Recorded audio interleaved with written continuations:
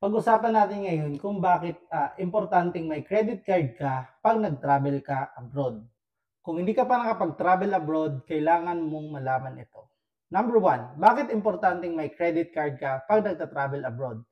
Number one is wide acceptance. So, ang credit cards natin, it is widely accepted nationwide or sa lahat ng bansa, accepted ang credit card. Karamihan ng mga bansa, accepted yung credit card. And number two, convenience. Kasi pag cash ang dinala natin, hindi rin tayo makadala ng malaking cash.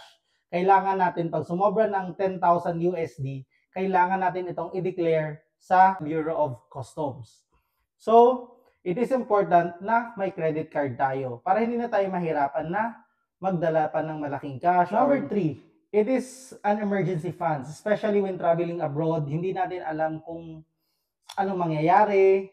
So, kailangan natin talagang may backup na credit card as an emergency funds para at least panatag ang loob natin na anything na mangyari, meron tayong pambayad or meron like, siyempre, medical or baka may nasira tayo, di ba? Hindi natin alam yun eh. So at least meron tayong pang-backup na card na as mode of payment para at least pambayad natin sa mga emergency cases natin. Number three, travel benefits. Ang credit card natin, lahat ng mga banks, kahit si Metrobank, sobrang daming promo sa mga travel natin. Number 5, security. Kasi pag cash ang dala mo, tas nawala, goodbye na. Wala ka na talagang makukuha dyan. Pero pag credit card ang nawala, may chance ka pang ipakancel ang card bago pa magamit ng kumuha. So, di ba?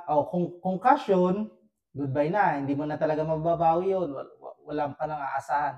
Pero, pag credit card ang nawala, pwede mo mapa-freeze or mapa-cancel ang card basta tumawag ka lang agad sa bank mo. This is regardless of bank ha, hindi lang sa Metrobank. And last is easy online bookings. So, di ba, mas mabilis pag credit card ang ginamit pambayad sa mga bookings natin. Thank you so much guys at abangan ang susunod kong Credit Card Tips 101.